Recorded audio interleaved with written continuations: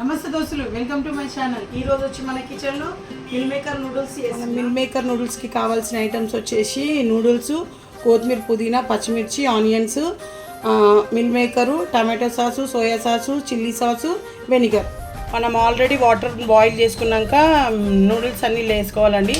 అదేవిధంగా meal maker కూడా కొన్ని వాటర్ పోసి కొంచెం ఒక 30% ఉడికేదాకా చూసుకోవాలి. బాండీ పెట్టుకొని అందులో ఆయిల్ వేసుకోవాలి. ఆయిల్ వేసుకున్నాక వెంటనే ఆయిల్ హీట్ అయినాక ఆనియన్స్, పచ్చిమిర్చి వేసుకోవాలి.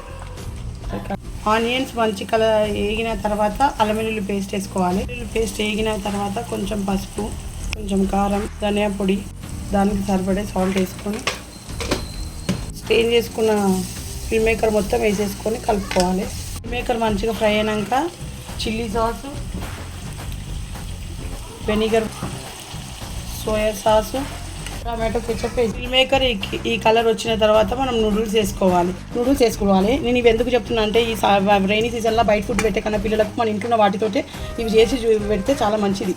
నూడిల్స్ మంచిగా మిక్స్ చేయాలంటే 2 ఫోక్స్ పట్టుకొని ఈ విధంగా చేస్తే నూడిల్స్ మంచిగా మిక్స్ అయ్యి నూడిల్స్ అన్నిటికీ ఇదంతా గ్రేవీ కానీ ఇవి కానీ నూడిల్స్ కానీ పట్టినాక కొత్తిమీర, పుదీనా వేసుకోవాలి.